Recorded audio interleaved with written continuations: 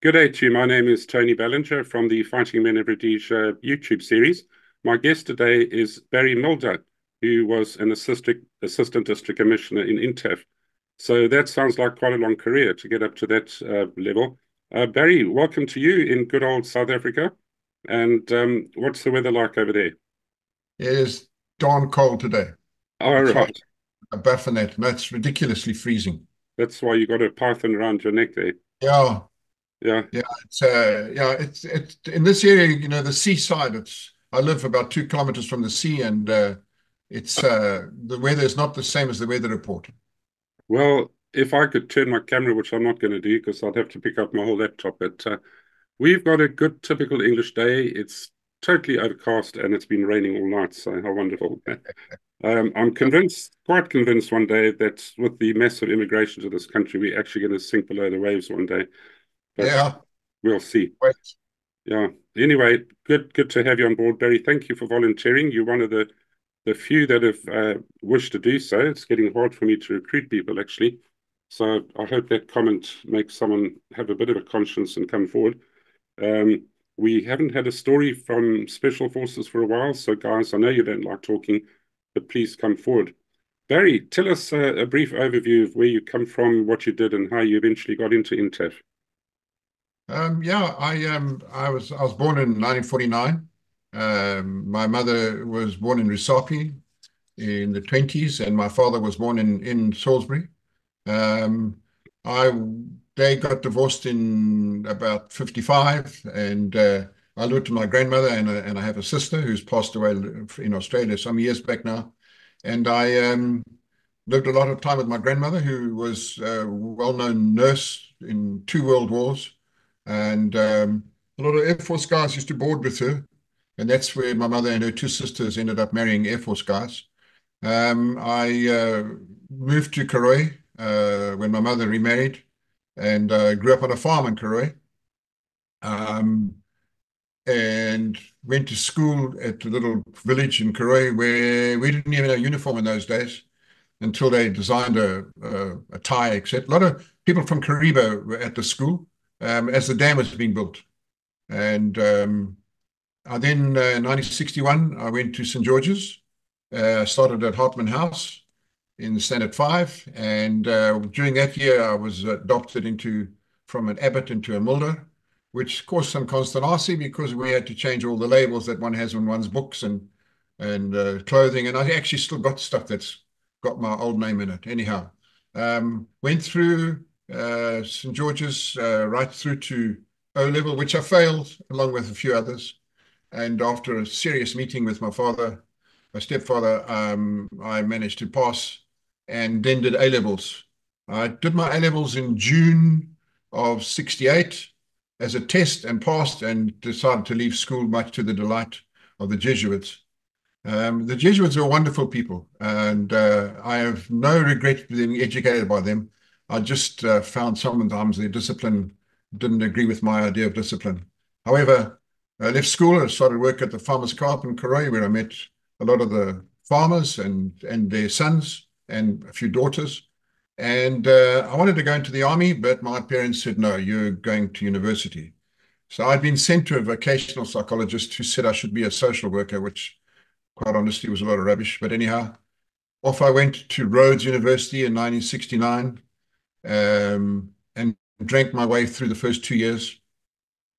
I didn't do well. I'm still in contact with a lot of those guys, and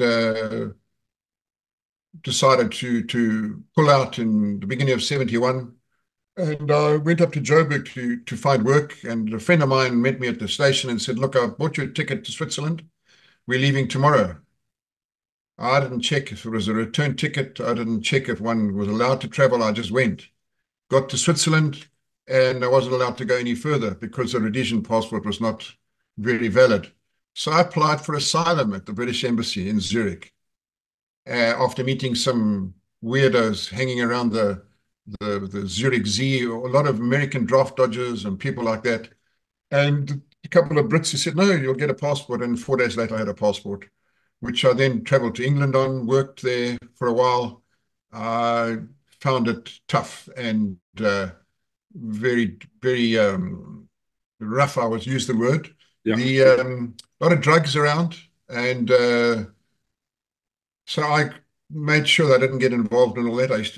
There was in Piccadilly Circus in those days, in 1971, there was a actual chemist that used to issue measured doses of heroin to addicts who were registered.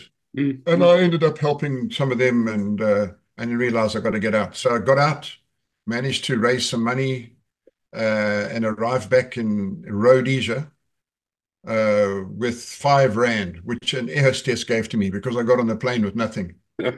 I pawned my watch at a pawn shop, my 21st gold watch, just left, and I managed to get to the station. I couldn't have enough money for 2 suitcases on the plane, so I left one with all my dirty washing in the lockers at Victoria Station and got back to Salisbury. Um, got a lift into town. Remember, the old bus used to travel from the airport to the back of Meikles. And I'd grown up around Meikles right from the early days. So booked a room for $10 and went down to the veranda by the long bar, and there were all my mates. So it was like I hadn't been away.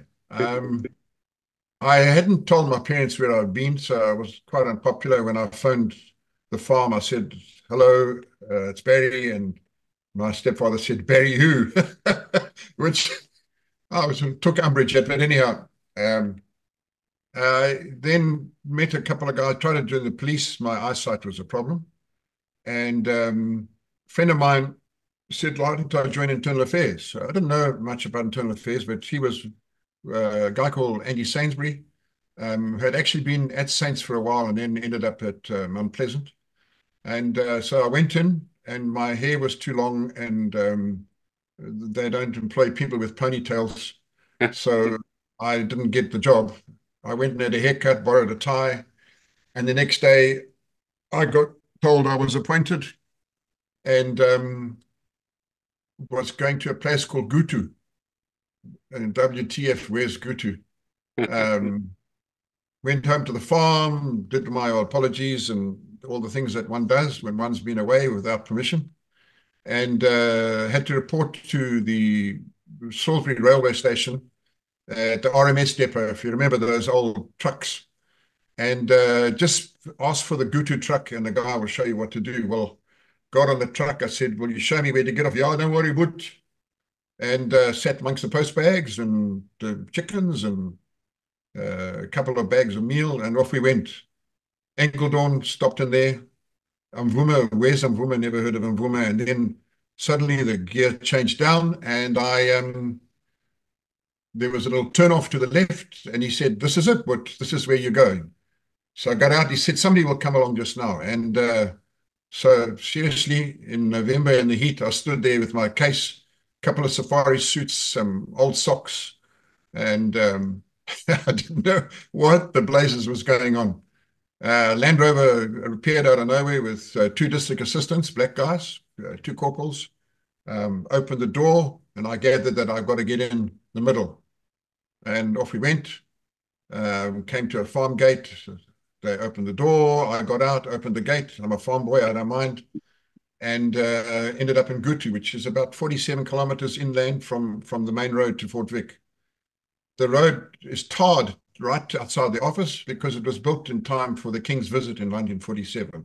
After the DC's office, there was just a dirt road.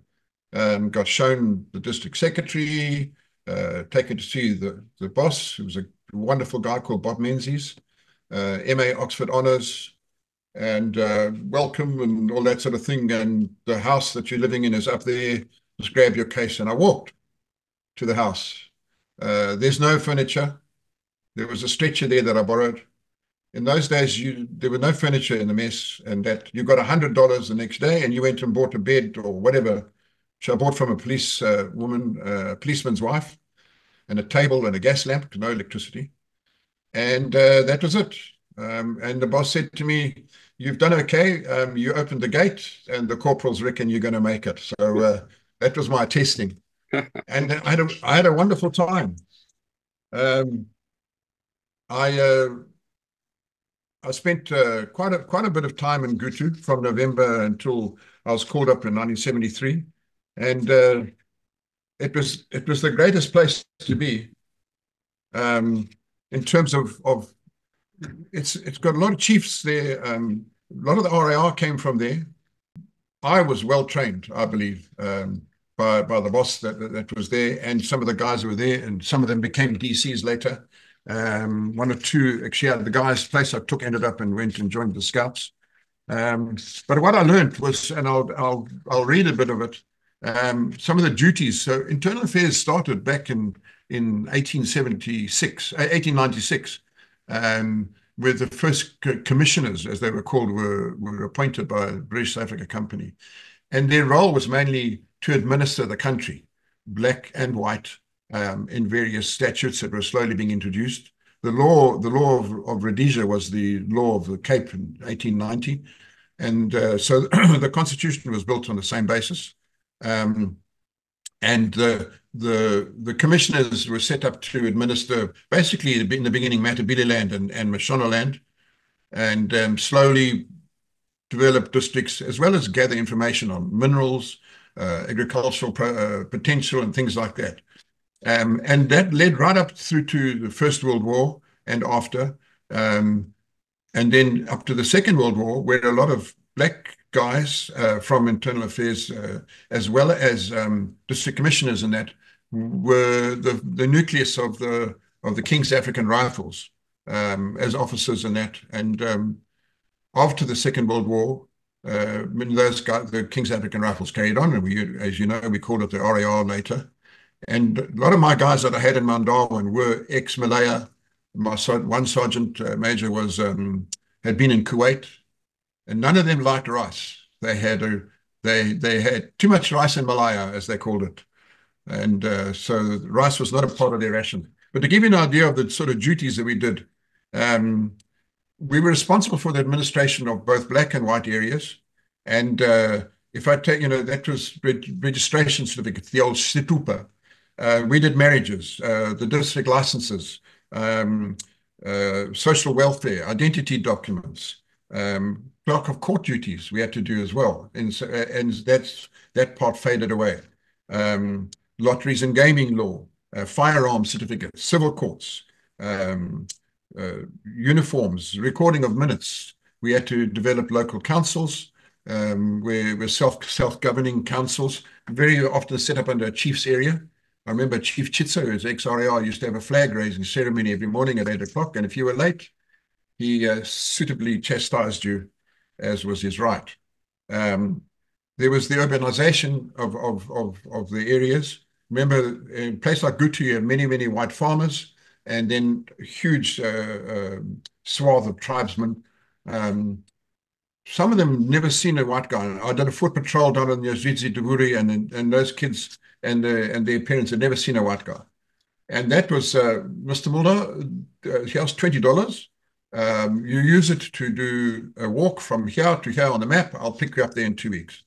And we literally went with porters, and I managed to hire a Scotch cart. And we slept in the bush. You started work early in the morning, because very often the people were working in the fields.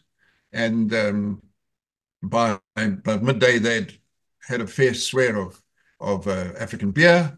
And so you didn't get much out of them. But it was, to determine what's going on, a lot of intelligence work, subtle, but part of the job. Intelligence was a major part of the job, ground coverage. And district civil defense, organizing farmers and that in time of need, and later on, because the Agric Alert became a major player, police reserve, and the coordination of all that also to fall under the district commissioner. We also looked after immigration and tourism. We looked after the museums. The archives were part of internal affairs. And we did a lot of liaison with the police. I was eventually nominated to go on an officer's course in Bindura under a gentleman called Fines Clinton. And part of that was to visit the police, the CID, flying the areas, working with the museum guys, and just generally being exposed to what's going on in the country. But a lot of the work was done with intelligence work, and many people don't realize that, I don't think. and also how to learn to cooperate with the different forces. We had to write exams in African law and custom. The Constitution of Rhodesia said that the law of the people, or the customary law of the people, will take precedence over European law unless morally repugnant. Wow. And that's why in instances where a white guy had impregnated a black female, either on the farm or in the bush, they could elect to be punished or chastised, as it were, under African law, which would involve paying damages, moripo, and then rearing fees, chiredzwa. Remember that the damages are to the father, not the girl. She's just a sideline. And so those farmers would come into the office once a month and pay the $2 or $3 damages, which is funny because that file was supposedly secret, but they'd all come on the same day. So it was pretty obvious what was going on. There was a lot of that sort of thing, and there were a few progeny of district commissioners as well from the early days. Deceased estates I had to do. In the deceased estates, very often an old Martini Henry would be dropped off, I've actually got an 1830 Tower musket, a muzzle loader, which has been emasculated. But I found in Gutu a whole strong room full of them, and they couldn't be licensed. So, in fact, we used them. Part of the thing of social development and community development was building bridges and roads and that. And on one bridge, I used all the weapons in the barrels, and they formed the foundations. So they were put to good use, and they were severely emasculated after that. We had to work with the spirits and the mediums, and that's a whole field which I can talk to at another time. But we needed to know the spirit mediums, the people that the spirits are speaking through, because they had a lot of influence. And if you remember, the sectors that our enemy set up in Darwin area was the Chaminuka sector and the Nyahanda sector and the different sectors, and they named them after the spirits, after the mediums. Beg your pardon, after the spirits, not after the mediums that were being spoken through. So, for instance, when a chief is going to be appointed, it's all very well going through the family tree and working it all out. And in fact, old Bob Menzies used to, when there was arguments, he'd say, right, what's your name? Where do you fit in the family? And lay all the hats of the members of the diary, the meeting, out on the floor and build a family tree. And he'd say, right, so who's the chief? Normally the guy at the top here. So they'd say, yeah, that's right. He'd say, well, whose hat is that? Oh, that's Jinjika's. Well, then Jinjika's the chief. Yeah, okay, fine. He's the chief. The fact that Omadondo had bought beer the night before and Serima had provide a couple of ladies didn't matter. Jinjika was the chief. So then you would visit the spirit, and hopefully the spirit would speak through the medium and confirm it. And that's quite a scary thing. I was after Gutu, I was called up into the army and into 130 intake, and I had wonderful guys to teach me. I wasn't really the best of soldiers. I'd enjoyed soldiering as a cadet and had spent a couple of sessions at Nkoma Barracks as a school kid. And I had Eddie Schuster as a platoon sergeant who didn't believe in failing inspections, and we never did, except once. And then Pete Van Riet, Dave Stradom, and our commanding officer was a Captain Leviton, who actually pitched up at Mukumbura one day and said, I remember you. You did 5 days CB for me. So I'd led a raid into the barrack rooms of the next company, and we were suitably caught because they were doing an inspection at the time. That didn't go down well. So during 73, I joined the medical corps with Dick Paget, the famous Dick Paget. And on the course were a lot of RLI guys, some who I'm still in touch with. And I really learned a lot from them about operating in Mozambique and the techniques and the stuff you learned in the army, in first phase, and this real stuff. And it was a great help. Passed out, did well on the course. Agreed to sign up, become a doctor with another guy. but I didn't take it up finally, and he ended up as a professor at Wits and Tukkies, died last year. Mm. And I was told, okay, where do you want to go? So because Karoo is near Kariba, I said, why don't I go to INTAF? And they said, great, go here, KG6 by train. There's a truck leaving. Oh, no, you're going to join the company at a place called Musongezi. WTF Musongezi. A truck through to Sipililo, a truck through to Hoya, a truck with SAP. And then, yes, we don't know where we're going. And ended up in Musongezi at about lunchtime. It was so embarrassing. I had a radio, a squash racket, kit. And in Musongezi, if you know, it was an old missionary house at the end of an airstrip. Mm. And put your stuff there on that pile and grab some kit. And 2 hours later, I was on a chopper with an RLI sergeant and in Mozambique. And I knew I was in Mozambique because the tech kept on pretending to stamp our passports and without, because we couldn't use the helmet. So 2 weeks later, I got back and met Wolfgang Huck, who was my medic sergeant, a wonderful guy. I don't know if you know Wolfgang. No. He French Foreign Legion, captured in Vietnam, Dien Bien Phu, whatever you say. Oh, yeah. Qualified through our SAS, and eventually he's a 90-something now, still lives in New Zealand, and but a great guy and a tough nut. And then that was my time. I was with Harry Harvey of the SAS, treated us like soldiers, and we swanned around Mozambique. We walked to the Zambezi, along the Zambezi. One of the big things there was trying to tell people that there's a big dam coming, and they were very poor. The people there, well, they never knew about the dam, and eventually some of them were moved by force. We operated out of Musongezi. We then operated out of Marymount Mission and north, and then out of Mukumbura, based right there at the camp. So at the end of January 74, I was on patrol with the guy I'd been at varsity with, actually. And message came through, trucks coming to pick you up. Arrived back in Muckers. Harry Harvey said, that's it, you're out of here. I went by chopper to Darwin. And the adjutant there said, oh, I don't know what to do with you. Okay, yeah, sign here. And it was Pat Armstrong, who's actually a Karoo boy like me originally. And got to Salisbury. I said, look, went to head office, which is Baker Street in those days. And I said, I finished the army. And they said, okay, take a couple of days. And I ended up in Enkeldorn. The base in Enkeldorn is called the Range, which is about 14 k's out of town. It's on the original pioneer route, where the old telegraph line used to run through and that sort of thing. I was only there a short while, and one of the guys wanted to get, who had originally been there, was posted up to Marymount Mission, and he said, do I know anybody who might want to come and take my place? Because I need to get married. No, he didn't need to get married, shame.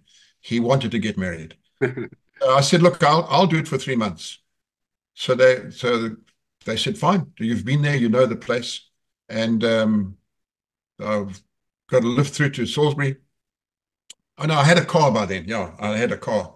Got to Salisbury, and I said, I'm going to Marymount. They said, okay, go.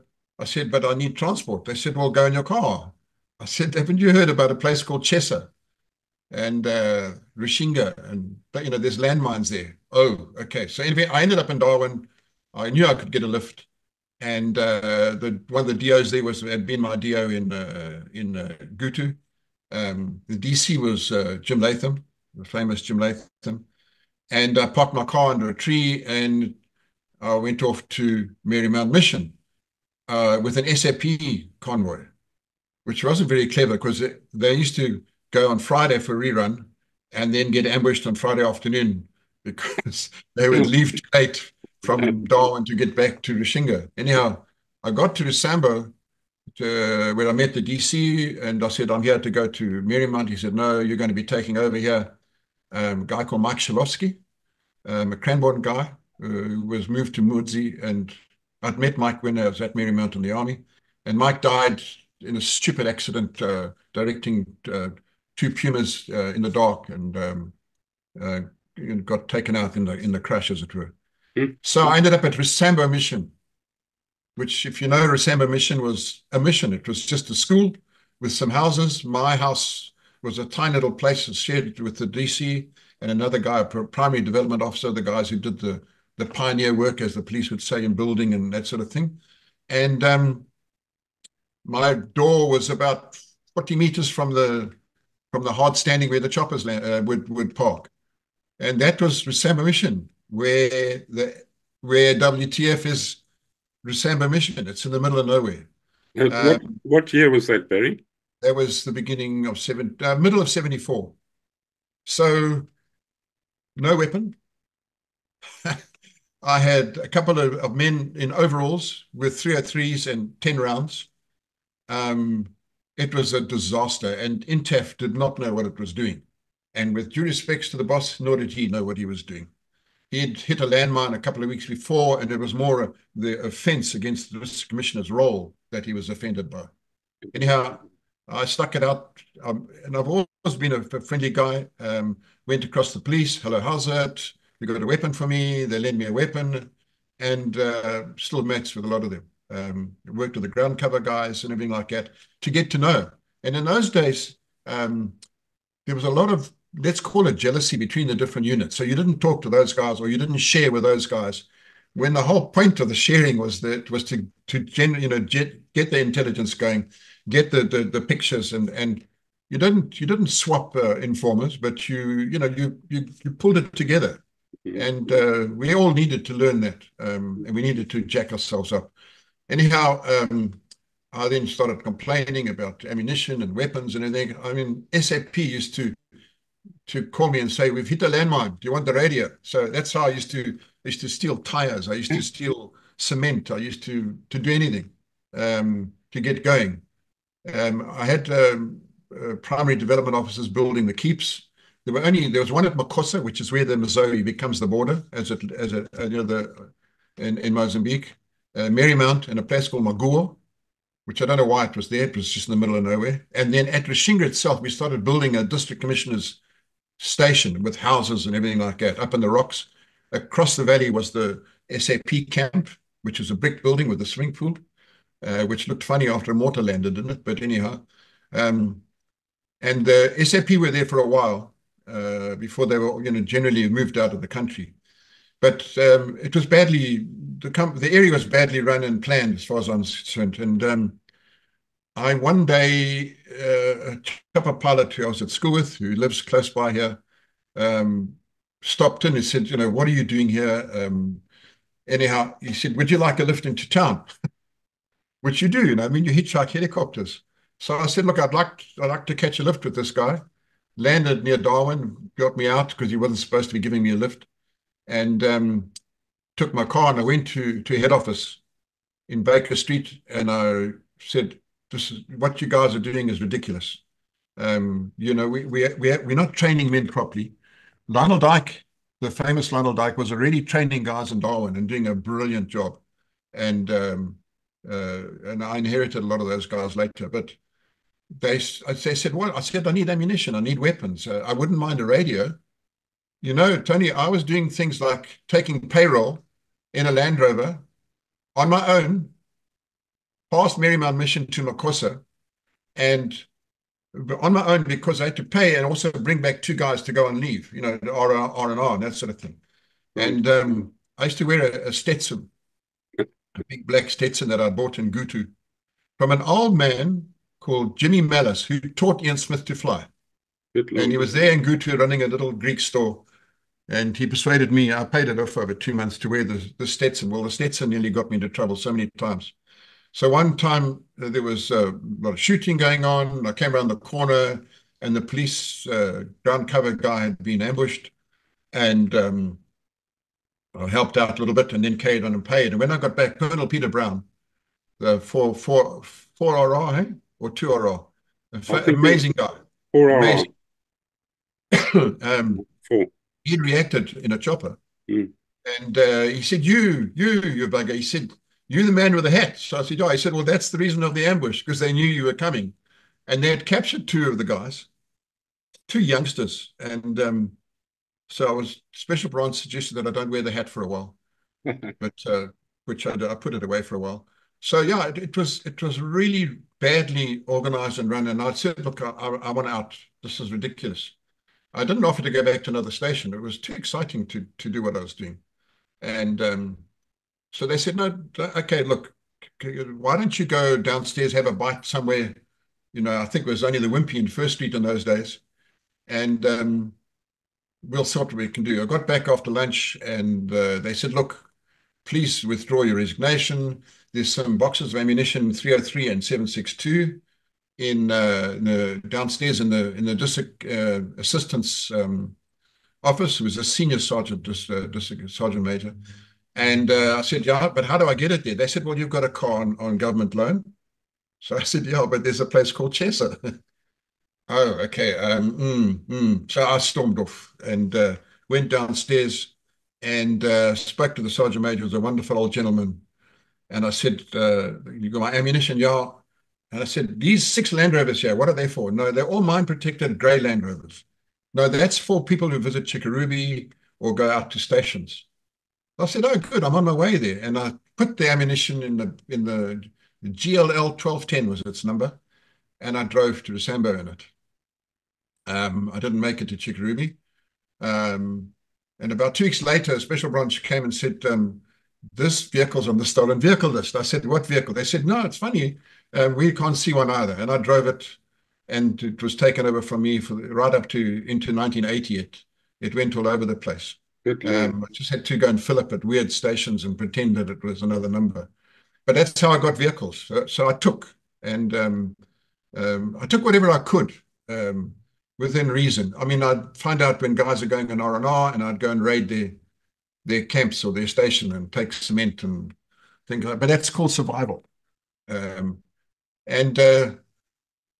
Rosambo was hot. And development and the councils had closed. And it was generally, I would say, in fact, Darrell Watts says it was liberated. When he had, in about 78, he reckoned it was liberated. This I'm talking 74. It was already difficult to run. I had some good youngsters with me. And at the time, just before Christmas was the December ceasefire. And we were told, okay, put your weapons away and everything like that. And general show, which, I mean, didn't make much difference. We had no Air Force with us at the time. And just before Christmas, a guy driving from Marymount to Rosambo with 2 constables was stopped by a group of goose who wanted to talk. Sorry, they mustn't use that word. Who wanted to talk, what's the word? Peace and all that. And then he persuaded him to come into December to talk to us, but he chickened out after about 3 Ks out. So insisted that we go there. The police asked me not to go with, which was fine. I was just sitting on standby with the other guys.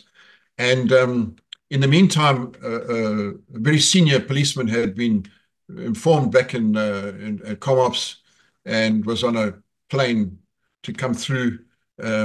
Couple of police support unit guys, a guy from the South African Special Branch, a wonderful guy that I worked with, and met up with these guys. And he no weapons at all. But Johan had a pistol under his arm, and he had a camera because he knew that they would love cameras and pictures. So the meeting was held, and it was quite tense. Speaking to the guys, and I've met with them afterwards. Still, what can we do? No, we want your water bottle. No, we want this. We want that. And I remember a Plumtree boy was told to give his watch, and he told the superintendent, whose name I remember well, no, sir, I'm not doing it. And you will, and blah, blah, blah, blah. So he turned to Herbert Shungu, who was a short, ugly fellow.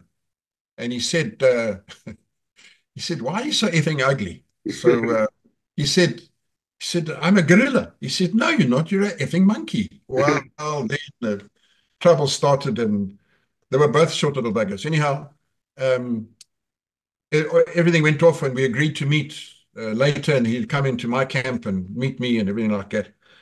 And Christmas Eve, 24th of 1974, I was called down to the Missouri low-level bridge, um, which is in the bottom end of my district.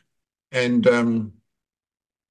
by that stage, I was running the district because one day the big bosses of INTAF arrived by plane, told me to go and speak to the police for an hour and to come back. And when I got back, the boss had been moved out. I still don't know why. And I got a message from Jim Latham saying I now report to him. They sent a plane to fetch me, and I got briefed on what's going on. I did a lot of work with Air Force and police and all that. I believe that was my job, to cooperate. And one day a plane arrived at Trog. It was before the Lynxes that were in use, and a guy jumped out. In fact, he was an ex-INTAF guy, and he became the most highly decorated member of the armed forces. And he's still lives in Joburg.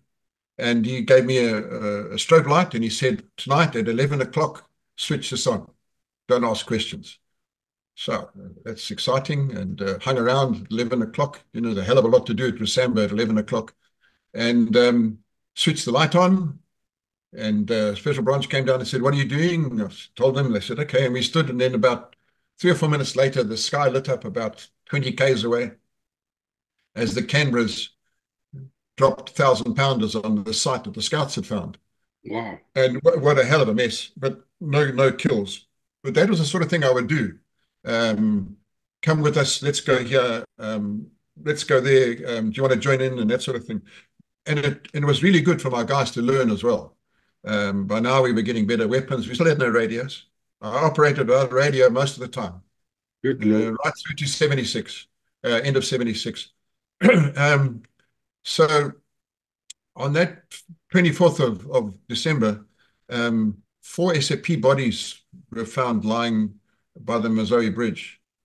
And would I go and help?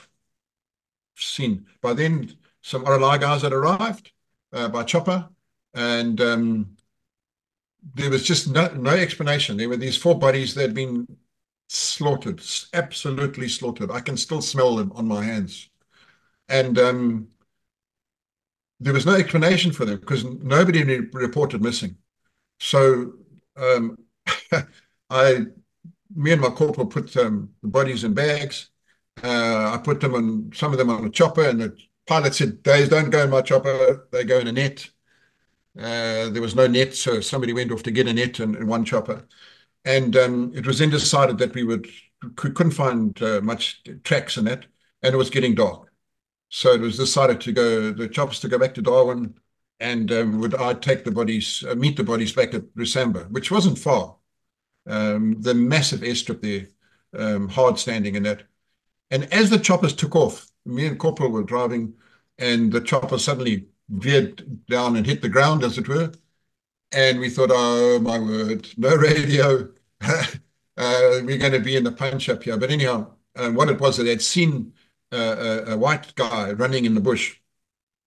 And his name was Ilof, and he was 18 years old. He ended up as a colonel in the SAP, from what I gather. And he was running back towards us.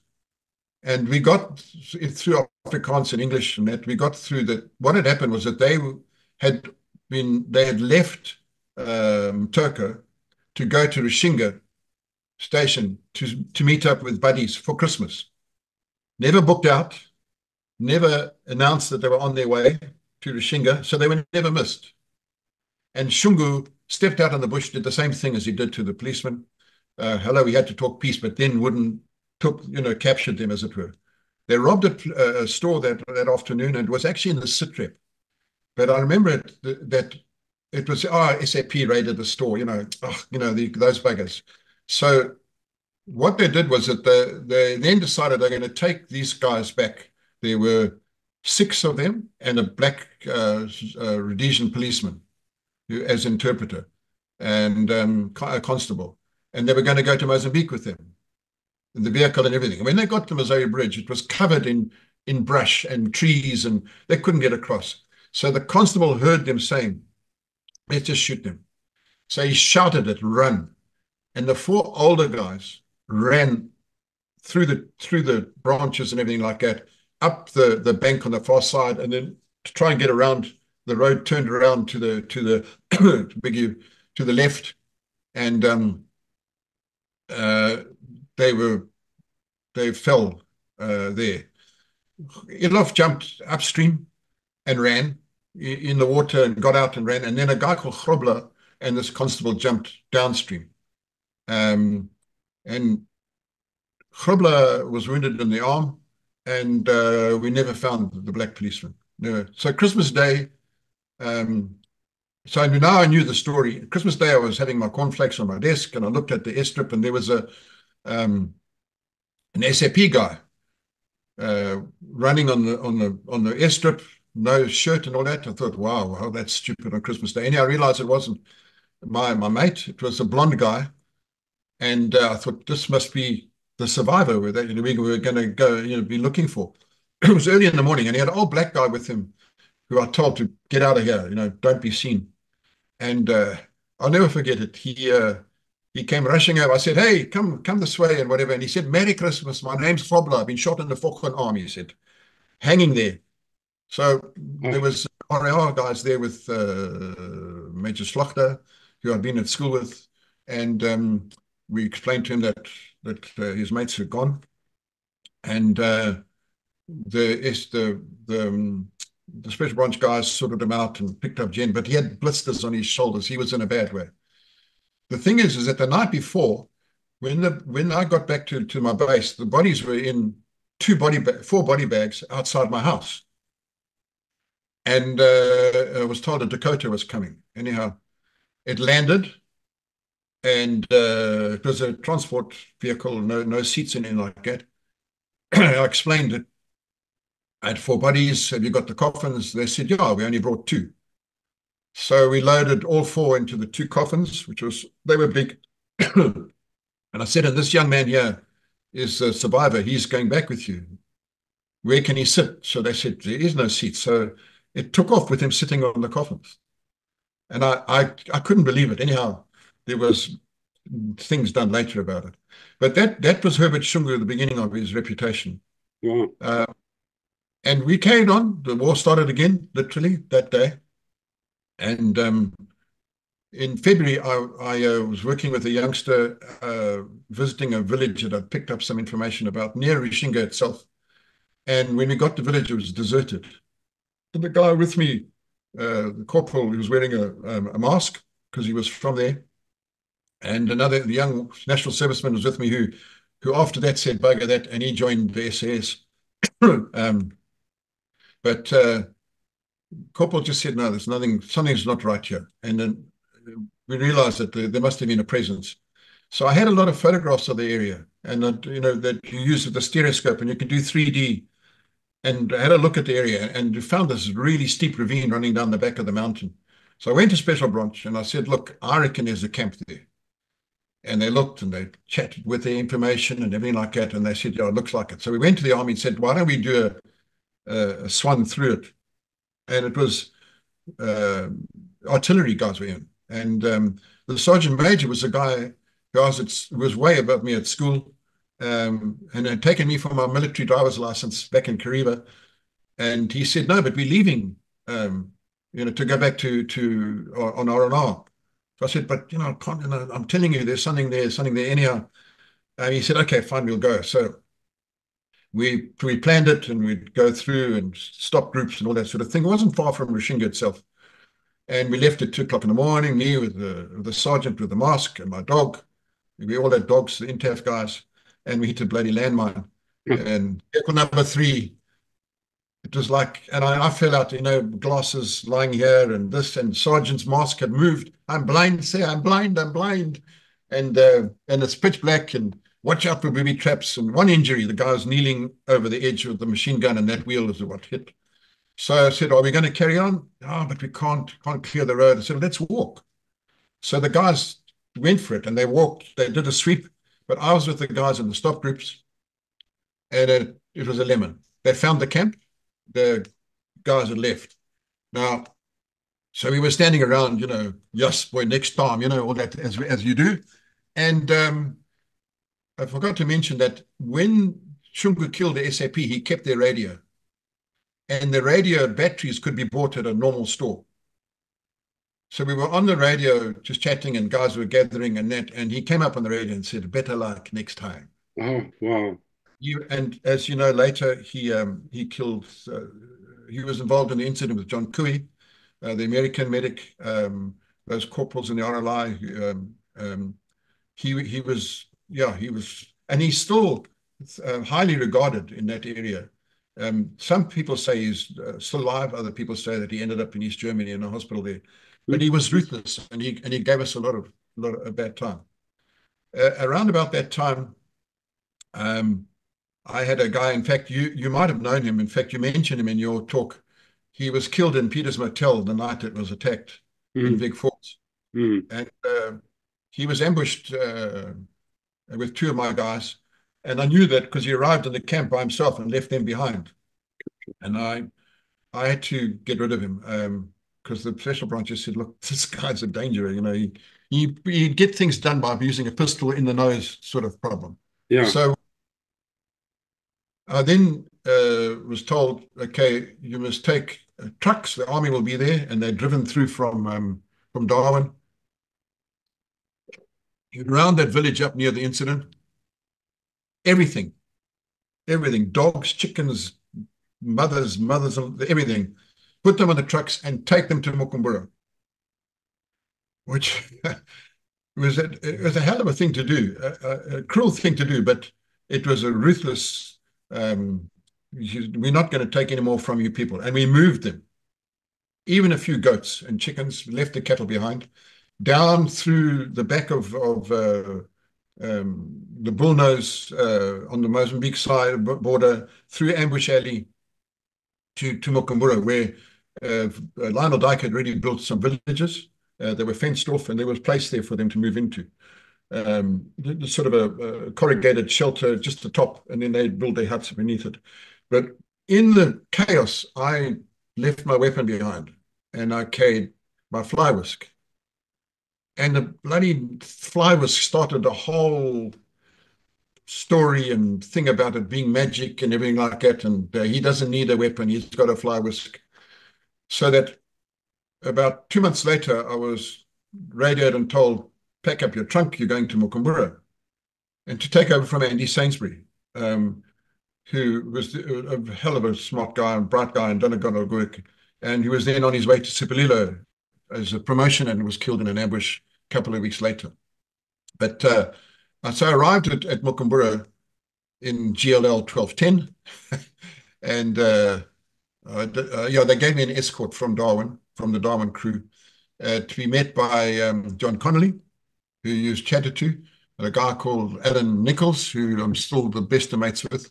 He was my agricultural officer, and I was told, you're now in charge. With the special branch was a guy called Fluff Hawks. I don't know if Fluff's still around. And various people moved through. And that was my introduction to Mukumbura. Rocket walls outside the house, looking into the Frelimo camp, about 20 meters from the river, minefield in front of the house. And it was an idyllic place, but a rough place. It was tough there. There was, getting there was tough. At this time, we were feeding the locals. Dunstan Road Chem, I don't know if you remember them, they were road builders, and they had these. So they would bring in maize. Just stopped after a while because we were overdoing it, and they were building, brewing beer and kuchas and things like that. And in fact, I found there a lot of social problems with putting all these people together. If you remember, down in the valley was a tree called the kuchas, the Masao tree, which is a berry that when it fell, it rotted. And it's actually from India. It's not an indigenous tree. It had come up with the Arabs and the Portuguese traders way back in the 1600s, 1700s. and everybody had a Masao tree. So when the people moved to the villages, they bought the Masao tree seeds and they grew. And I found incestuous problems, uh, um, violence against women and men. Yeah, it was a problem. So, and you had to, these people who should be left to get on with life, Mm. but they're in a fence. So my guys would keep guard at the gate and check in and out and all that sort of thing. And some of the people there, the men became militias. So they were given a uniform and they could draw a weapon and they would assist with interpretation and all that sort of. Chief Chiswiti lived there. And I just ran the play. I had a clinic, 3 villages, big garden that Alan used to run, and a place for cholera patients. We never lost one person. Yes. We made them eat vegetables. We made them grow tomatoes, cabbages. In fact, Radio Free Zimbabwe came up one day and said, Mulder is killing the people by forcing them to eat the cabbage. And so that was treated with the derision it deserved. At So the time, yeah. Kevin Costner from Dancing with Wolves out there Yes. with Indians has got absolutely nothing on you, Barry. Eh? No, that was the job. It was the job. And to try and be normal, okay, in difficult circumstances. And there were times when there were no troops in Bookers. There was maybe a special branch, yeah, there was no special branch, but maybe a support unit troop doing swanning around. Every now and then I had on the veranda of our house, which is still there. You can see it. Guys tell me it's still there. But the whole station has moved back about 2 k's from the border. The house is still there, the rocket walls, the trenches and everything. And every now and then I had scouts just pitch up, and I always said they could stay, use the beds on the veranda, and that was for visitors. Um, and we'd meet every night at Jock and swap stuff, and not that I had much to offer in the beginning, but we worked together. If the army were in there, RLI guys were in there, they'd run the Jock, and we'd swap and I'd box a ration, I'd give them a roll of barbed wire, slaughter some stuff. I had a whole lot of cattle that I'd rounded up when I was there in the army, brought them in from Mozambique in the Noga area, and they were still there. So I used to use them to feed and my guys. I did have a goat at one stage called Billy. It was a big fella, and him and my dog used to often butt heads. And I got back from R&R one day and I said, "Where's Billy?" And Sergeant Major said, so we ate him. So yeah, I just Actually, goat is quite tasty if you cook it long enough. yeah, long enough. Yeah. And the army helped me and I helped them. And I had SS one time. My friend Dave Berry, may he rest in peace. Um, those guys were doing a little swan around in the canoe story. So that I was there. I was available. And when press came, I did the sort of the chit chats and that sort of thing. We were going mad. We played Bazant just about every night. The surf club was a place to discuss and commiserate. It got bad. It got really bad. People would like come and watch us and like we're in a cage. So my friend Steve, who lives outside the military college in Swindon now, in England, he and I used to hold hands, and then people would leave, and then we could have our benches back. And it worked like a charm. We would have so in November the 11th, 75, had Mental Charlie there, the sport unit under Barry Wowan, who's now deceased. Um, and we decided to have a dinner. And some guinea fowl had met with their demise. And we had a November the 11th dinner. And yeah, it involved some alcohol, which ended up with me beating with the bell back in Harare, which we heard on the radio, beating the radio tower. And the next morning, one of the guys suggested, why don't we declare independence? So we did. And that was the start of the Principality of Mukumbura. It was chaos. It just snowballed and got worse and worse. Guys just came up with ideas. So we declared independence. And it was just a little thing for us to do. Alan made a big flag with 2 feet in a beer bottle. Principality of Mukumbura. I wore a wooden penis, which was made for me. That was my mayor's badge.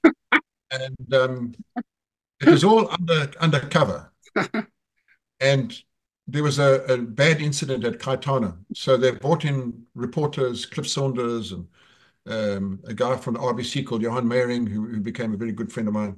And we made them buy visas, Oh, yeah. 25 cents, using the old government files, and they were pink files, for court cases and all that. Made visas, Alan screen printed them. And when they came back from their sojourn with all the BBC and all that, they said, no, we'd like to interview you. So, okay, interview. So I told them we're going to paint a white line across the Mulder, and from now onwards, we're not accepting any nonsense from you people in Rhodesia. And they put it on bloody TV.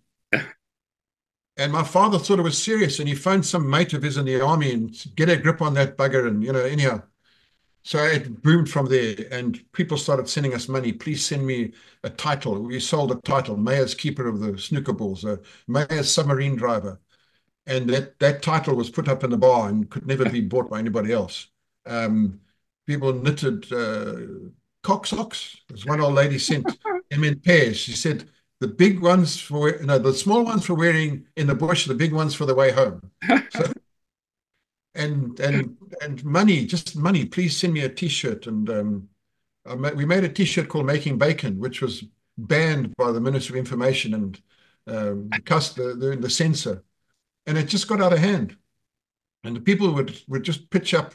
So one day I found 4 police reserves sleeping on my veranda. And I said, what? No, we've come to challenge you at present. So I said, well, first of all, you're sleeping in the wrong camp. But okay, I don't know what that was. So went to Jock, came back, and I said to the guys, some of them were in, I brought them in for some of the other, said, we're playing Bazant against these guys. I'm just going to go and get the stick. Now, the stick was normally in the corner of the bar. But I went outside. They looked at me, and I went and got a 20-foot length of PVC 6-inch pipe they were using to put water into the villages. And I still feel bad. But anyhow, I said, okay, guys, you're first because you're the guests. So the small guys to climb to the top of as far as you can up the pole. The other 3 guys toss it. And where you land is we will mark it, and then we'll do it. And they sucked it up. So next to the road, it was the police, a little radio room, and then a cage with barbed wire and everything like that. Anyhow, the guy climbed to the top. They tossed, his mates tossed, and he fell on the barbed wire. We said, when he's out, give us a shout. Anyhow, they didn't come back for more. That was quite a take on Bazant, which is a lot more civil, isn't it? Well, we introduced handicaps like Right. soft patches, trenches, and then there was I had 20 made badges where it was called ANR PH UK. You aimed a stick at a star, but you ran around the tire on your Land Rover bonnet, and then you had to jump off. And yeah, there were a few injuries. For our foreign viewers, the standard form of Bazant was a 3-foot stick which you put in your forehead, stuck it on the ground, and you had to go around it in circles, and then you had a ball or something or a can that you had to go off and smack. And because you're as dizzy as hell, we used to do it next to the swimming pool at the officers' mess at Gwela, and we all ended in the swimming pool. It was just you just cannot hit that can. It's impossible. So your version with landmines and barbed wire is absolutely hilarious. The Bazant was an orange juice produced in Mazoe in a tin. It was stupid, but it was fun, especially when guys got hurt, and you didn't. So Mukumbura was crazy time, but there was a lot of work to do. We did a lot of agricultural development there. We grew crops there that they said we couldn't and shouldn't and wouldn't. I developed a lot of the women's clubs. I had women development workers working for me. I was recorded them in one intelligence report as horse to combat, but I didn't mean it like that. And I was told not to use that. They did good work. They did brilliant work. And what rank there was work with the spirit. What rank were you at this stage, Barry? Sorry? What rank were you at this stage? I was a senior district officer then. Right. So Okay. I've done my exams. I had to do African custom exams and law, Okay. so that I could do court cases under African law, which Yeah. was great. I mean, I've been doing that since Enkeldon days, and So you said something carried about on. you said something about the spirit where I interrupted you. Okay, yeah, so at Rishinga, we had a chief. The Resamba chieftainship was vacant, as it were, and he'd been nominated by the people and sort of thing, and done all the right things. And then uh, we needed him to be confirmed by the spirit. And the old medium was out between Marymount and Resamba, and he agreed to meet us, but no weapons and no shoes. So, and the special branch guy had got it going and arranged and everything like that. We did something the night before, and we went out, and it was the most amazing experience. I actually recorded it, but that's disappeared. We got there, and we walked from the vehicles with no shoes, and the old guy sitting with two ladies, two old ducks, but old. Him in brown sort of rags, and them, and they had white sheets on. And he explained that he's going to see if the spirit comes.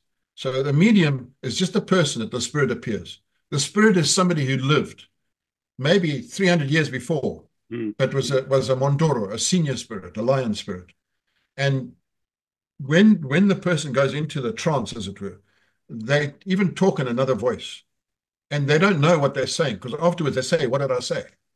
So he suddenly started coughing and rubbing his face with red ochre out of a little sack, and he was old. This dude was old, and with a cough like a leopard trolling outside, like, oh, oh, and rubbed his face, and then they laid him down with his hands on his head and his feet with his toes on the ground, and they covered him with a cloth.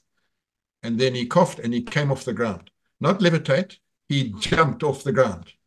So we said, you know, Oh, but I don't know. You can try it. You can't do it. no. And then that was the spirit coming in, and then they sat him up, and then he talked in a different voice, and then the elders then query with him, "Who are you?" And they check that he is who he is, because they know the history. Remember, the history of the people is not written; Yeah. it's all passed on down. And I mean, I've had one experience where the language being spoken by the spirit was so old nobody could understand him. Good dog. So Bob Menzies recorded it. It went up to the varsity in Salisbury, and they managed to get an interpretation of what was saying. The language had, because languages change. You know, Absolutely fascinating. you look at the phonetics, they change over time. Mm. Like we spoke RLI, Yeah. they change and they become part of your daily life. Anyhow, so then he said, "Yeah, no, this man that you say is the chief. Yeah, that's right, he's the chief." And so everybody's happy. And off we go. So then I have to send him through to Harare, where Ian Smith gives him, no, the president gives him a helmet and the badge, which I've got here, and the stick with the crest on the top and his red cloak. And then the bus leaves and comes back via Bendura, where, "No, I want to buy people drinks." So the bus ran him over and killed him. So we had to start again, which is, that's the way it goes. You just accept it. If you expect to be disappointed, you will be disappointed. But so I started the process again, and then I was moved. Very. The spirits is a major thing. You've We've got to gone say, for we've gone for an hour and 15 minutes, which is the "You're maximum kidding, yeah?" we can have for one talk. Okay. I guarantee you that we're going to have you back for another 4 or 5 talks. You are such a fascinating character. This is such an interesting talk, really. It delves into the history of the Africans, their cultures, Yeah. their belief systems. It's really, really fascinating. But I'm afraid for now we're going to have to end this session. Okay. And behind the scenes, we'll arrange for a second and third and fourth one. I've got a lot of Sure. questions to ask you. I've done some work on the spirits already, and Yeah. because the Mukumbura is a very interesting area historic-wise. Oh man, this is what I call a gem of history, and it's good to have it out there in the public domain. Okay. Thank So, you. if it's all right with you, Barry, we'll call this one quits and wait Fine. for the second and third events or whatever. Okay. Lovely. I Thank you just very want. much. Oh, it's a pleasure. I can't tell you how much I've enjoyed this talk. Okay. And I can picture all of the things he said. They're really funny, man. But No, there anyway, was fun. It was fun. well done, and we'll see Yeah. you again, Barry. And once again, Okay. to everybody out there, please subscribe to this channel. We want to get up to 20,000. Hit the like button if you liked what's happened, and I'm sure you would have. And please come along and have a talk with me. I'm looking forward to meeting more people. Anyway, Yeah. Barry, thank you very much for now, Thank and you. God bless you. Go well. God bless. Thank you. Bye bye. Yes. Okay, bye.